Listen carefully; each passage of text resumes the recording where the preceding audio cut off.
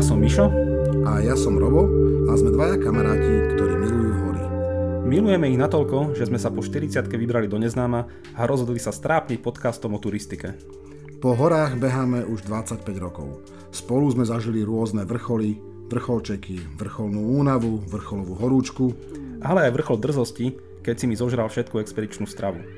A preto sme tento podcast nazvali jednoducho To je vrchol. Či si skúsený horál a hľadáš inšpiráciu, kam vyraziť, alebo začiatočník, ktorý potrebuje poradiť s výstrojom či tréningom, alebo kaviarenský povalač, čo si rád vypočuje príbehy z najkrajších svetových hôr, tento podcast je tu pre teba. Kto vie, možno dnes aj vďaka nám objavíš ten ideálny vrchol pre seba. No a vrcholom dnešného podcastu je paradoxne nížina, čiže krajina, ktorá nie je úplne známa veľkými vrcholmi. Je to krajina skôr povestná rovinami a ak niekto správne typoval Maďarsko, nášho suseda, tak budeme sa baviť dneska o turistike a možnostiach turistiky v Maďarsku. Áno, tak sú aj väčšie nížiny ako pobaltské krajiny alebo to Holandsko, ale predsa len z tých krajín, ktoré sú blízko nás, toto je taká najnížinatejšia možno krajina. Hej, no a zároveň sa musím priznať, že naozaj, keď mi Robo povedal, že poďme robiť podcast alebo poďme robiť diel o Maďarsku, tak som sa tak zasmial, že to vážne ideme do takýchto bizarností a nakoniec mi Robo porozprával svoje príhody turistické z tejto krajiny a povedal som si, že nie je to úplne na zahodenie spraviť si výlet turistického charakteru aj k našim južným susedom. Áno, je to taký skôr, že aj možno cestovateľský diel, možno trošku aj taký poznávací, ale myslím si, že dá sa tam aj turisticky niečo pekné zažiť. Určite. No a Robo, keď si mi ty spomínal, že bol si teda v Maďarsku turistikovať aj s rodinou, tak hneď mi napadli nejaké 3 typy ľudí, tak som zvedavý, že ktorý z nich si ty. Ten prvý typ je, že alebo tam ide niekto, kto už bol všade, že proste má pochodené naozaj celé Tatry, má pochodené celé Alpy, že už sa nudí v tej Európe, že už nevie kam, nevie čo do dobroty, tak začína zbierať aj takéto posledné nejaké vrcholčeky, ktoré mu ešte chýbajú. To je ten prvý typ, že všade bol. Tak to ešte asi nie. No. Tak cestovaný ešte asi nie si, že tam ti ešte chýba pár rokov možno. A potom ten druhý typ je, že ja som to nazval, že zberateľ bizarností. Naozaj, že skôr taký, že cestovateľský alebo turistický uchylák, ktorý zbiera totálne, že sadomaso uchyláčiny, to znamená, že chce vystúpiť na najvyšší vrchol Holandska, alebo teda možno by som mal povedať zostúpiť na najvyšší vrchol Holandska. Takže, alebo si takýto zberateľ bizarov, čo to neviem. Asi, ale zase Maďarsko by to asi úplne nesplňalo. Dobre, Maďarsko by to nesplňalo. Dobre. No a ten tretí typ mi prišiel, že to už musí byť naozaj že totálny ignorant, že proste zbalí sa a je mu jedno kam ide, proste zbalí sa ako turista a trošku tak na pankáča, na blbca vyrazí na juh, na sever, je mu to jedno a vybere sa bez plánu. To tiež na tebe úplne nesedí na plánovača. Že vôbec nesedí, ja som práve na tej opačnej škále, že skôr takého plánovača, takže toto taká spontánna akcia nebola.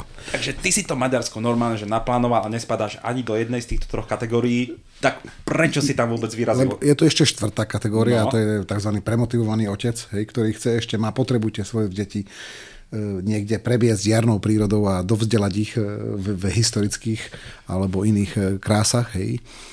Takže toto je tá štvrtá kategória, to som asi ja. Tam spadáš. Takže tento podcast bude aj pre premotivovaných rodičov, ktorí chcú decka dozdelať o krásach prírody našich susedov. Tak, určite, lebo je tá krajina, alebo ten sever, ktorý neprešli sme celé, to bol naozaj taký krátky výlet.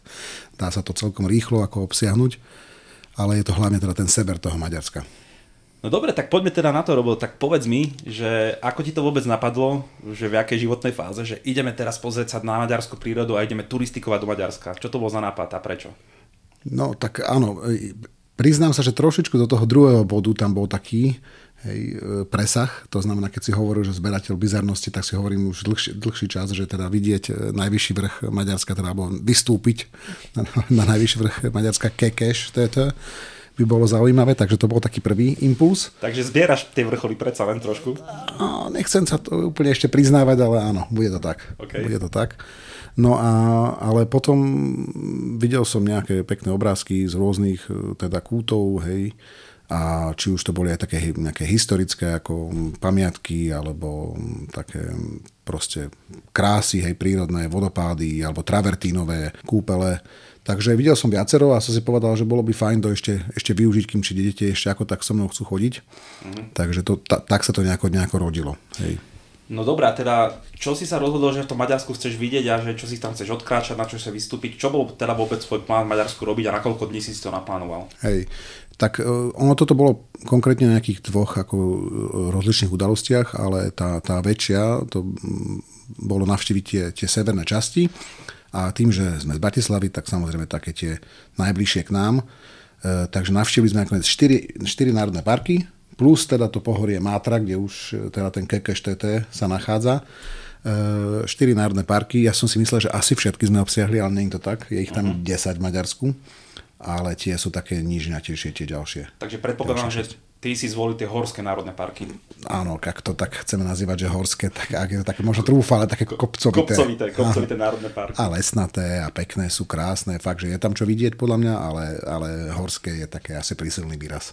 Dobre, takže budeme sa teraz rozprávať o tých 4 alebo teda 5 národných parkov v Maďarsku, ktoré sú na severe a ktoré sú tie najviac kopcovité, čiže vhodné aj pre našich poslucháčov, čo sú teda turisti. Áno. A fakt, že je to veľmi vhodné pre ľudí zo Slovenska už od Košíc, hej, Rožňavy, Banskej Bystrice, fakt, že je to dostupné, čiže dá sa chodiť na jednodňovky. Je to veľmi taká dostupná časť pre nás, hej. Dobre, no tak povedz teda, že kde išla tá tvoja trasa, odkiaľ si začala a čo bol tvoj prvý highlight v Maďarsku z turistického pohľadu? Prvý highlight bolo to, čo bolo ten prvý impuls, to znamená prvé sme práve išli do tej Mátry, hej. Tak ako deťom som hovoril o tom, že tie 3 vrcholy v našom RB a síce aj v maďarskom v podstate reprezentujú. Hej, tu je tie 3 pohoria, Tatra, Matra, Fatra. Takže v Matre ešte neboli, tak poďme sa pozrieť na ten najvyšší vrch Maďarska. On tam ide asfaltka, hej, čiže ale hovorím si, decka, také ľahké to nebude. Tak som sa rozhodol teda, že tam im zastavím dole v takej dedinke a že teda aspoň trošku si vyšlapeme. No kto je z Bratislavy, tak je to taký výšlap podobný výšlapu na Kolibu. Hej. Okay, na Kamzik. Na Kamzik, áno, tak. Hej, čiže je to dal som taký okruh, aby sme to teda nevideli iba, že hore-dole, ale aby sme sa prešli do kolečka, to je taký nejaký 7-kilometrový z Matraházy, tuším sa to volá tá dedinka.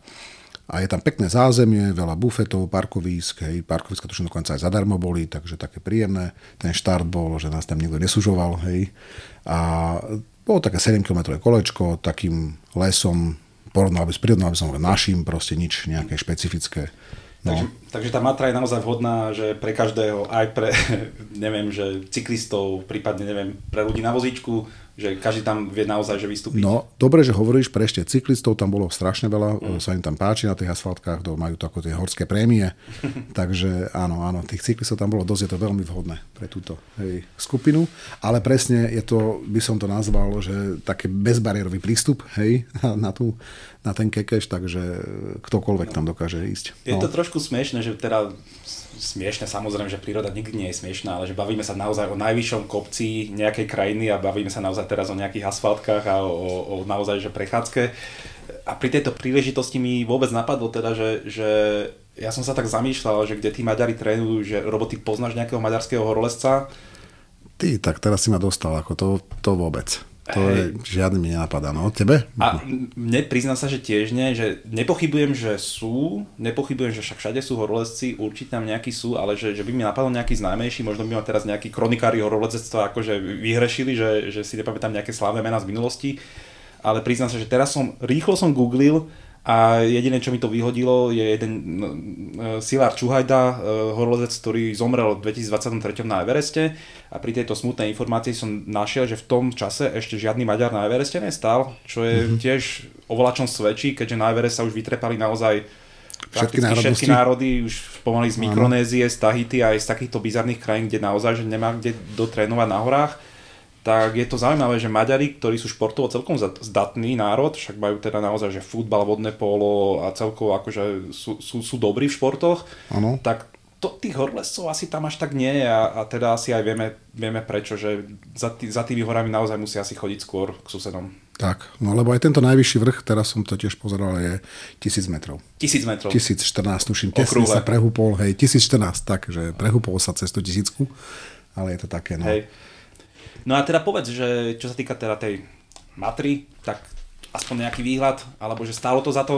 Akože bol to pekný výlet, bol tam bufet hore, bolo to také ako, alebo viac bufetov, reštaurácií, dokonca neviem, či aj nie hotel, hej, čiže je to také to zázemie naozaj, keby si vyšiel na Kamzík a máš tam viacero tých pohostinstiev, takže také výhľad je, ale nejaký úplne, že bombastický by som nepovedal. Dobre, tak z tvojich teraz rečí aj vidím na tebe, však už to trošku poznám, že nejaký úplný highlight to v tom Maďarsku nebol tá Matra, nie? Matra bol taký, by som to nazval priemer. No. Najväčší highlight, čo tam bol kúsok odtiaľ dole z tej Matraházy. Bol taký, že to volajú, že Oxygen Adrenaline Park. Tak decká sa tešili tam, kedy konečne už budeme z Kekeša dole a pôjdeme do kvázi adrenalinového parku, ale je veľmi oldschoolový, hej, čiže adrenalín tam nečakajte až taký, ale je tam zo pár takých cyklistických trás, hej, lukostrelba nejaká, nejaký paintball a tak ďalej, čiže to bol najväčší, by som povedal, highlight z Matry. Dobre, tak čo boli tie iné highlighty, alebo tie zaujímavejšie oblasti? No, áno. Jedna taká, alebo začnem trošku to tak, tie 4 národné parky, možno, že chronologicky, geograficky z východu brať. My sme v tom ďalšom, v tom Akteleku neboli pri tejto príležitosti, lebo ten sme si už v úvodzovkách odbili v minulosti zo Slovenska, lebo ten je na hranici so Slovenskom. Je to taká tá južná časť toho slovenského krasu, hej. Ale tam tiež opäť veľmi povrchne sme si ho prešli, lebo sme v podstate boli len v okolí tej jaskyne Baradla, hej, ktorá pokračuje z našej Domice.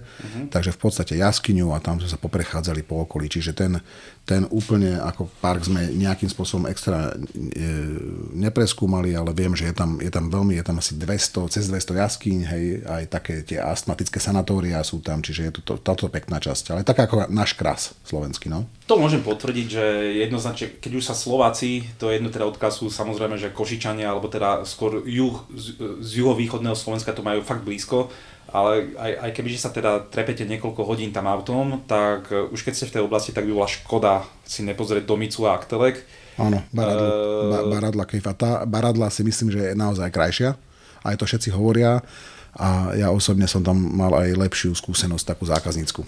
To musím bohužiaľ potvrdiť aj ja. Ja som tam bol síce naposledy v Domici aj v Akteleku, teda aby vedeli tí naši posluchači, pre ktorých to nie je úplne známe pojmy, je to obrovská jaskyňa, ktorá je presne, že cez hranicu ide 2 štátov. Áno, 26 km má. Dokonca tam objavili, že tam bývali pravíky ľudia, čiže naozaj obrovská, krásna, dá sa tam dokonca ísť na jazierkách, že na takých člnoch, že je prístupná, jedna z najkrajších jaskyň vôbec v širokom okolí, ale musím potvrdiť, že z tej maďarskej strany tí Maďari proste bohužiaľ vedia robiť oveľa lepší biznis ako my. Aj biznis, ale majú to aj, myslím si, že geograficky krasovo krajšie, tú časť, lebo majú 18 km voči našim 8, ale aj celkovo tam je o mnoho lepšie zázemie a bohužiaľ aj služby, že ja som mal takú zlú skúsenosť ako keby na tej našej slovenskej strany s pánom jaskyniarom. Ja skôr aj takým tým turistickým zázemím, že proste možnosti parkovania, ubytovania a takéhoto charakteru reštaurácií, tak tá maďarská strana je naozaj že vytunovaná a keď už teda budete v Maďarsku, tak choďte si to pozrieť, lebo naozaj, že okolie Domice a celá tá oblasť je naozaj, že stojí za to. Je príjemná, presne to, čo dneska ten podcast je, o čom teda je to hlavne pre rodiny s deťmi podľa mňa ideálne. Už od 1 roka to poviem tak, do tých, ja neviem, dokedy začnú byť naozaj tínedžermi, tak je to super. A bavíme sa teda dneska naozaj, že skôr o takých príjemných prechádzkach v prírode. Áno. A nie je to úplne nejaká hardkorová turistika, ale teda myslíme si, a teda hlavne Robo, že treba to zažiť. Dobre. Čo bol ten prvý, áno. A keď ideme potom teda z toho východu na západ, tak na tom severe, tak potom prichádza tá perlička pre mňa a to bol ten Büki, hej, národný park. A to bola pre mňa akože top liga, že to bolo naozaj pekné. Tie lesy sa mi zdali jedny naozaj z najkrajších, aké som videl. A sú tam také 2 oblasti, ten park sa dá podľa mňa prejsť aj naozaj že naskrz a to by mohlo byť pekný, ako keby, že mám čas, hej, a s kamarátom si to viem predstaviť, hej, dokonca možno aj s tebou, že prejsť to ako naskrz, áno, a niekde tam akože prespať v prírode, to naozaj, že je v pohode. Ale my sme to išli tak, že z tých 2 strán, z východu to susedí s mestom Miškolc, to podľa mňa tam veľa Košičanov, čo poznám, tak tam chodia na výlety, je tam veľa pekných pamiatok, ale čo je jedna z tých najkrajších pamiatok tam, tak je Miškolc Tapolca, hej, a to sú tie kúpele v jaskyni. Teraz z hodou okolností asi pred pár týždňami, hej, vyhoreli, takže neviem, ako dlho budú renovované. Ako môžu vyhorieť kúpele v jaskyni? No, tiež som pozeral, ale tam tá budova, ale momentom máš jaskyňu, v ktorej teda máš príjemnú teplú vodu, ja neviem, o teplote asi 28-30 stupňov. A alebo 28 skôr asi, no a k nej je prilepená taká budova, tá budova celá zhorala a skoro dotla, hej, takže, no a to bola taká asi aj historická, takže teraz to budú musieť nejak renovovať, takže Boh vie, ako dlho to bude neprístupné, takže nie len krásna hôrka, ale aj teda, ktorá je nedaleko odtiaľ, ale vedia aj iné veci vyhorieť. No a toto je naozaj že pekná vec zažiť, decká si to užívali, 3 hodiny sme sa po tých jaskinných akože kúpeloch tam hýbali a hoci tam je hlava na hlave, dá sa to ako zvládnuť, že necítiš sa úplne tak, že nemám sa kam pohnúť, nie sú to tie japonské kúpaliska, hej, že ste ako sardinky. A ste sa okúpali? No v tých jaskyniach, jasné, to bolo jeden z najväčších highlightov, to sa tešili, hej, a schovávali sa decká v tých jaskyných tratiach, no. Takže tento, no a odtiaľ, ale tá turistickejšia časť teda, čo odporúčam je naozaj odtiaľ zobrať vláčik, tam je taký pekný, taký motoráčik, hej, trošku smrdí, takže do tých zadných radov sa posediť je asi lepšie, lebo je taký, tuším, to je nafťák, sa mi zdá. No a ide až do mestečka Lillafyret, a to je také kúpeľné mestečko naozaj s krásnou budovou, takým spa, alebo takým hotelom, hej, horským, alebo teda kúpeľným.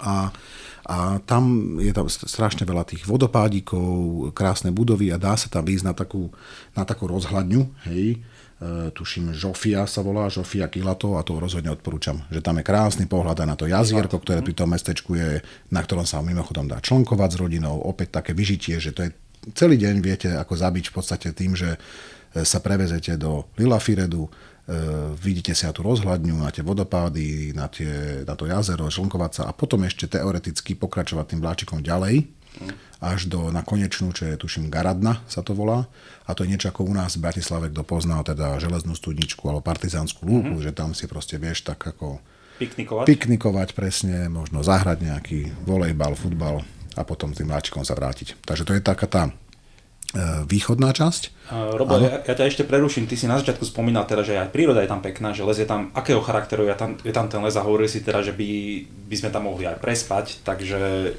čo sa týka... Toto bol, ak si dobre pamätám, tak to bol čisto, že listnatý les a ešte mám pocit, že buk aj znamená buk. Ale asi hej, buk. Áno, to si tak ako... S Maďarmi máme veľa slov, ktoré sa prevzali. Áno, to si teraz tak akože vymýšľam, ale teoreticky to mohlo byť. Takže také listnaté väčšinou, hej. Ale čo som boli prekvapení, tak aj na jednej strane, na druhej strane tak je to také vlhké, je tam, pripomína to také naše ako rokliny nejaké, alebo slovenský raj. A slovenský raj, to si pekne prirovnal, to je až tak pekné? No, ešte toto možno až tak nie, tento level, sú tam ďalšie, ktoré potom neskôr poviem, ale čo sa týka napríklad fauny, hej, že a salamandrov, tam bolo toľko, že my sme už ich po čísle nejakých, tuším, 26 prestali počítať, hej, že to bolo, už z toho prešlo to až do toho štádia, že zase hnusný salamander už niekam ho klasická salamandra škvrnitá, tá čierno-žltá. Áno, čierno-žltá, hej.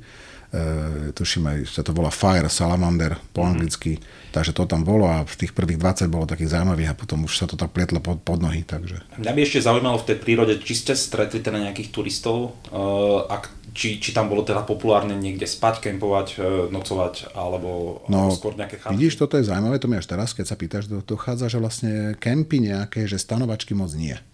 Ale je to národný park, nie? Áno, toto tam nebolo, ani nejaké dezignované plochy sme nevideli moc, ale teda tých penziónikov a tých hotelíkov tam bolo a tam akože boli radi, ale toto je druhá zaujímavosť, že naozaj 90% boli domáci, hej, že to je také lokálne vyhľadávané, možno zopár Slovákov, zopár Poliakov sa tam niekde ako vyskytlo, zopár Čechov, to je jasné, to nemôže chýbať, ale hlavne lokálny. Inak priznám sa, že takéto turistiky, to si ma teraz namotal, pre mňa sú zaujímavejšie, keď tam vidím naozaj, že nie internacionálnu zbierku turistov z celého sveta, Korejci, Japonci, aj keď je fajn, akože samozrejme, že je dobré porozprávať sa s inými národnosťami, ale toto máte všade na svete pri tých naozaj že veľkých, krásnych pamiatkách alebo teda prírodných miestach.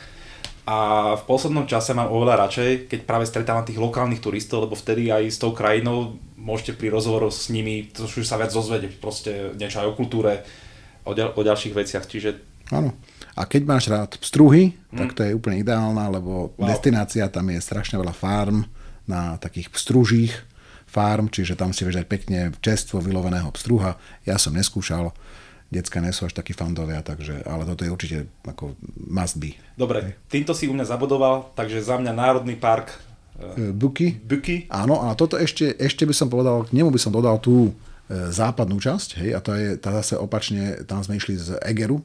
A Eger je také známe maďarské mestečko, tam je taký krásny hrad. Môžem potvrdiť? Áno, a minaret, čo je taký jeden taká spomienka na históriu pod Osmanskou ríšou. Neviem, či si vedel, v Egri je najsevernejší minaret na svete. Aha. Akože z tých starých, akože jasné, že nejaké moderné mešity vo Švédsku samozrejme, že sú, ale že vlastne ako pamiatka, že starý minaret, tak pokiaľ si dobre pamätám, tak ten egerský, že to je najsevernejší bod, kam sa Turci dostali. Dlhodobo tam asi, že prežívali. Áno, a potom neviem, či si teda všimol, alebo že aj pre poslucháčov, ktorí sa do Egra chystajú, naozaj to topka mesto, krásne historické mesto, kde naozaj je čo robiť, že už keď ste v prírode, tak Eger nesmiete vynechať, keď ho máte blízko, a ten minaret je trošku krivý.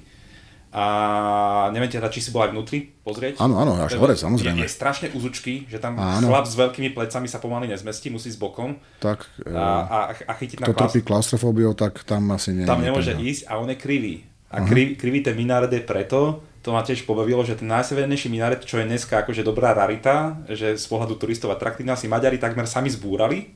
A zbúrali si ho preto, že ako sa tých Turkov zbavili a tí Turci utekli z Egru, tak miestni si chceli oslaviť toto víťazstvo nad Turkami tým, že ten minaret zbúrajú, alebo teda dajú dole. A dávali ho dole tak, že asi šetrili pušným prachom, alebo ho nemali, ale zaprahli do toho mulice a kone a chceli ho proste normálne, ho ťahali dole s X záprahom, s mulicami, ale bol tak dobre ten minaret postavený, že ho nezhodili, iba ho ohli. A chvála Bohu, ostal teda až doteraz. A Maďari sa teda tešia, že sa im to nepodarilo, lebo im to láka do Egru turistov. Takže Eger, áno, ja Eger si spomínam na neho cez iné príhody, ale z takého svojho mládí, cez Egri Bikaver. Tak to je tiež akože taká vychytávočka. Jasné. Bíčia krv, hej, z Egeru, takže je to kvalitné červené víno. Takže kto má záujem, tak tam to tečie potokmi. Inak toto má byť, tuším, turistický podcast, ale nedalo nám, aby sme sa nezastavili a už teda dokončím, keď si takto načal ten Eger, nie iba priamo v Egri, ale hneď vedľa Egru pár kilometrov, možno neviem, 5 alebo 10, je také údolie. Ja som to kedysi vedel aj po maďarsky, bolo to nejak, že Seb, Voloni a blablabla volačo. V preklade to je, že údolie krásnych dievčat. A to údolie je plné tých podzemných pivníc, ktoré majú vinári, kde vám nalievajú vzorky svojho super naozaj červeného vína, ktoré tam pestujú. A pochopil som, keď som tam bol, prečo sa to volá údolie krásnych dievčat, lebo... Oni sú krásne až potom víne. Presne, že tam ako náhle stravíš pár hodín, tak potom už každé dievča je super pekné. Áno, už som sa povedať, že prečo som tam išiel s rodinou, ale rozumiem. Áno, takže... Dobre, ale poďme preč od týchto gastro tém a vráťme sa naspäť k turistike a prírode. Tak, a ešte spomeniem pri tom Egeri krásne tie kúpele, tie travertinové, čo som už aj na začiatku spomínal, hej, je tam obrovský hotel, obrovský komplex pri tom, ale už keď sme tam, tak treba si to pozrieť. Tie kúpele sú naozaj pekné, tam vyviera voda, tuším, 6-8 stupňov. Ak si trošku človek priplatí, tak sa tam dokáže aj okúpať. Je to príjemné po takej ťažkej turistike v Maďarsku. Hej. Takisto kúsok od Egeru je taký skanzen tých jaskinných domčekov, tiež odporúčam Eger Salok. Takže tam, ale z tých turistických vecí je tam Salajka. Hej, také údolie Salajka, opäť ako inak, hej, je tam vláčik, takže dá sa zviesť a ja som svoje deti náramne potešil, že sme sa vyviezli hore tým údolím a mohli ísť len dole. Počúvaj, schválne sa ťa opýtam, lebo teda nazývame to ešte stále turistika v Maďarsku. Koľko času z tých 5 dní ste strávili turistikou? Alebo že za deň, že koľko ste toho pochodili kde naozaj v prírode a ne po pamiatkách, jaskyniach, kúpeloch a neviem kde všade inde, po reštauráciách? No tak ono to bude tak do 3 hodín. Do 3 hodín denne. No. Dobre, takže naozaj super prechádzky s rodinou, 3 hodiny denne. To sú také prechádzočky, alebo 4, keď už to tak akože moc preženiem. Tak 4 hodiny ako sa dá a keď máte malé deti, tak sa tak natiahne trošku a bude to byť aj celý deň. No. Dobre. Ale moji sa už tešili do tých reštaurácií a teda do tých adrenalinových parkov. Takže Salajka určite, hej.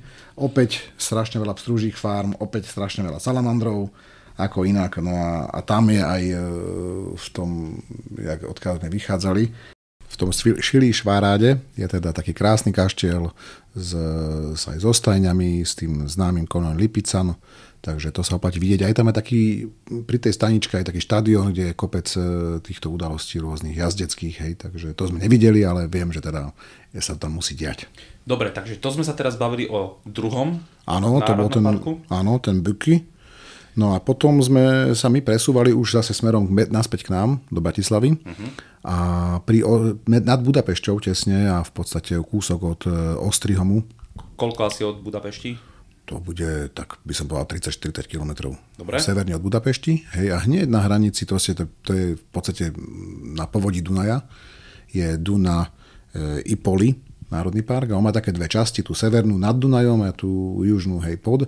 My sme sa dostali len do tej južnej a tam sme si vybrali nejaké vychytávky. No a to, čo som spomínal, ten slovenský raj, tak presne túto prichádza do hry a to je tá tiesňavá dera, veľmi krátka, to je taká 2-kilometrová túrička, ale presne to, čo také zmenšenie na slovenského raju, keď chceš vidieť trošku vodopádikov a takých pekných prechodov, mostíkov, tak presne to tam nájdeš. Hej. A je to veľmi také priaznivé pre deti, naozaj aj malé deti to prejdú. A hovoríš vodopádiky, mostíky, takže normálne nejaké ako kvázi jak feratiáž, alebo... No, taká roklina, že taká ľahká roklina slovenského raja. Čiže musíš sa občas niekde pridržať nejaké reťazky možno, ale nie je to, že vedelo by sa to ísť aj bez toho pridržania. Nie je to také feratového zetu. A nejaké drevené mostíky? Drevené mostíky, áno, je to tam také romantické a tá roklina samotná, tá hlavná časť má asi kilometr. My sme išli hore-dole, čiže tým vrchom nad tou roklinou sme prešli naspäť na parkovisko. Ale túto deru už keď sme nedaleko, tak treba vidieť. A hneď kúsok odtiaľ je zase druhá, taká priekopa Holdvilák, tuším sa volá. A to je zase, tá je taká viac drsná, hej, oproti toho nie je tak udržiavaná ako tá dera. Takže niečo viac pre nás? Áno, ako drsná, no, ako v tom maďarskom ponímaní. Hej. Ani my nie sme až takí drsňaci. Chuck Norris nie je z nás, čiže drsné Maďarsko pre drsných turistov ako my dvaja je to a match, ako hovoria Angličania. Tak.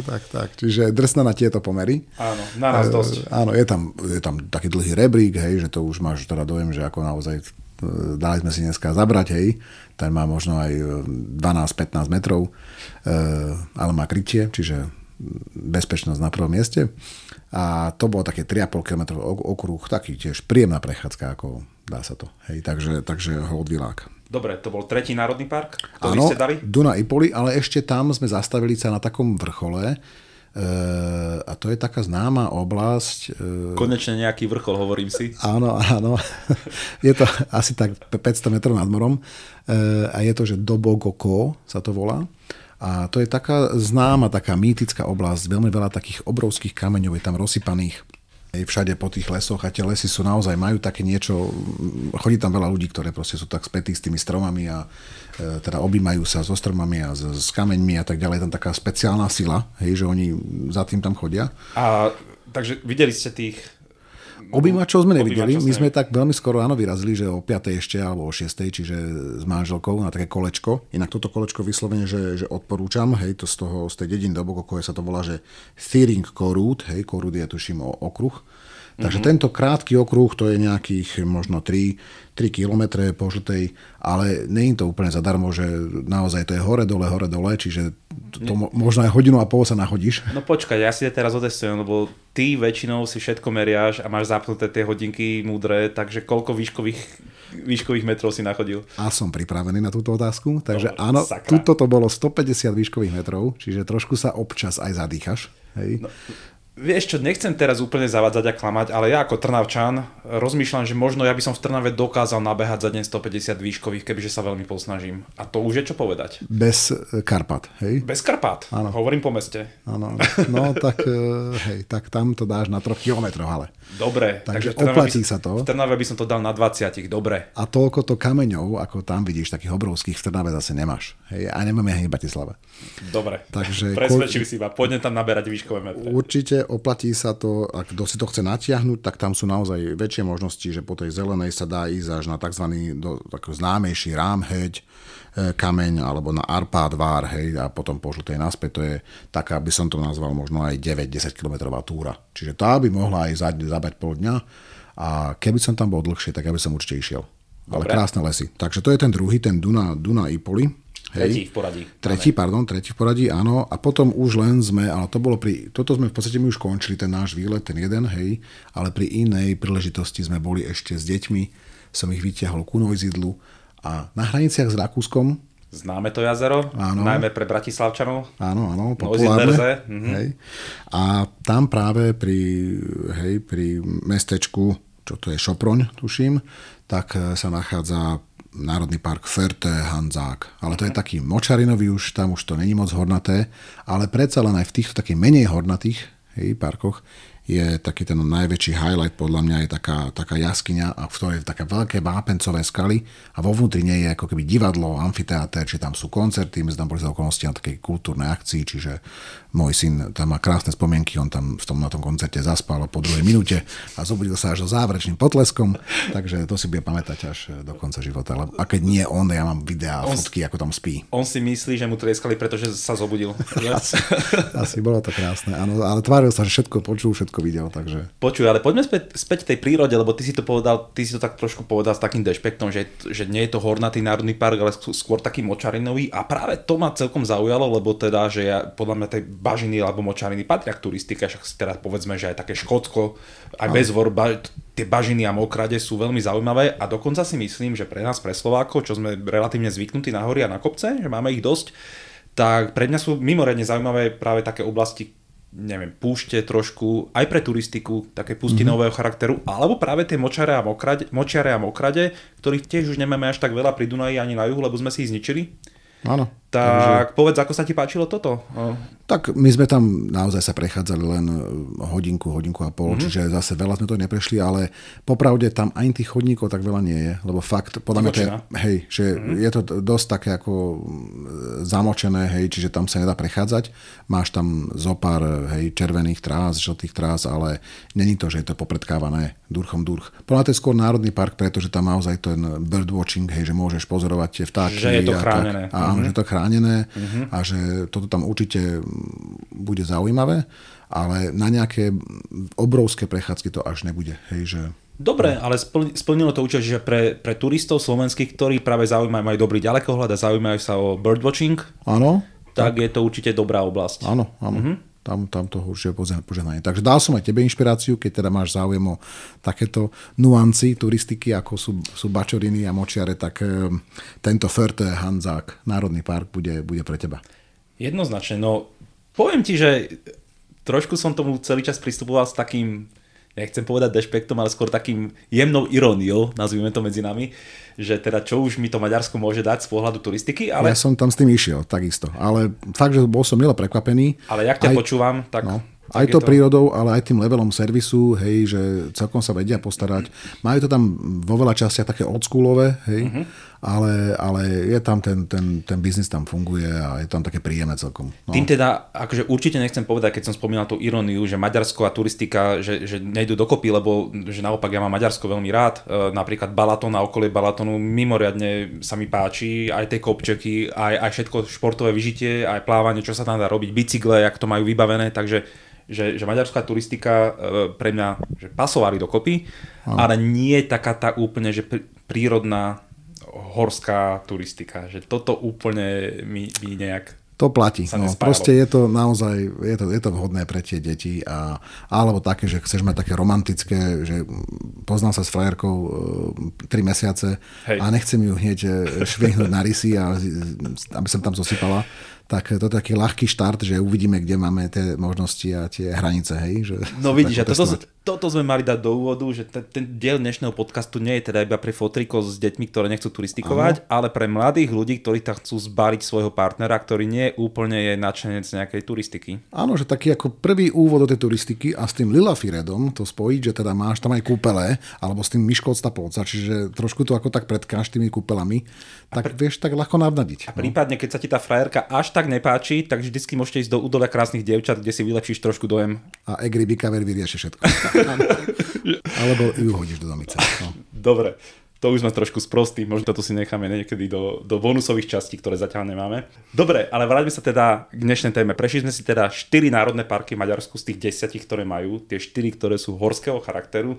A ak by sme to mali teda, Robo, zhrnúť, čo sme už trošku načali, že pre koho je to určené, tak povedz mi teda, že ktoré boli možno také tvoje top 3 zážitky alebo miesta, ktoré si z tohto výletu 5-dňového po maďarských národných parkoch odnášaš?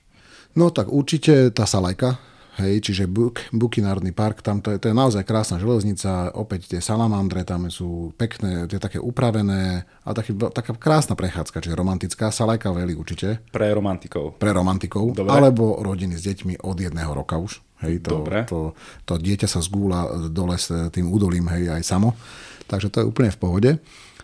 Toto určite. Ďalej tie jaskyné kúpele, Miško od Stapovca, to sa mi naozaj páčilo. To znelo naozaj ako rarita, že nie každý asi má možnosť okúpať sa v jaskyni. Tak, je tam normálne, tam vyviera tá voda, hej, má to 28 stupňov, je to príjemné. Není to, že horúce, hej, je to iné ako tie Egersalok, tie travertínové kúpele, ktoré majú naozaj že 40 skoro.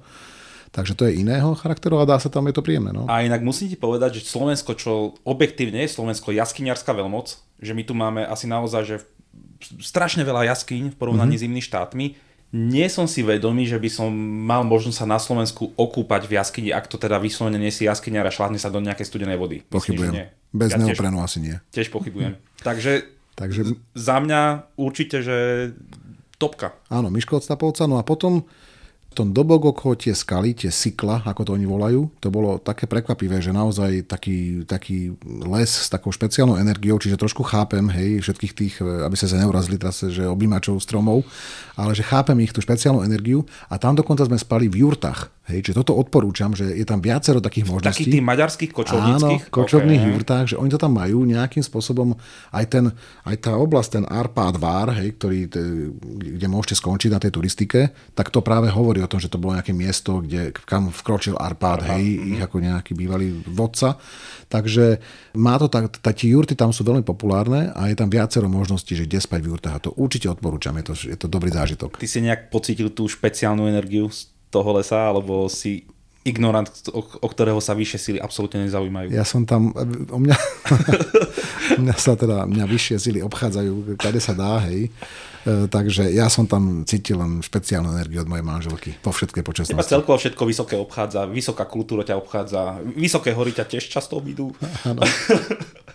Ale dobre. Aj vysoký plat ma obchádza.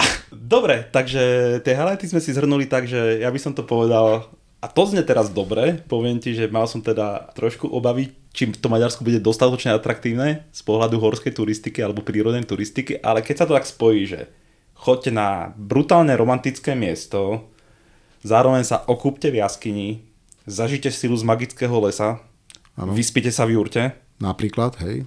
To sa mi zdá už akože dostatočne dobrá veta na to, aby som sa zbalil a vyrazil do Maďarska. Čo myslíš? A je to hneď za hranicou. A je to za hranicou, čiže dáte to ako víkendový výlet. Úplne v pohode. 4-dňový predĺžený víkend a toto všetko obsiahnete. Dobre, takže to by bolo v dnešnej trošku bizárnej časti na horolezecký alebo turistický podcast všetko. Priekopa dnešného večera, dnešného podcastu. Priekopa dnešného podcastu, ale krásna priekopa, áno. Ktorá sa oplatí, bola teda Maďarsko a my sa lúčime na budúce pri nejakej možno už vyššej horskej téme.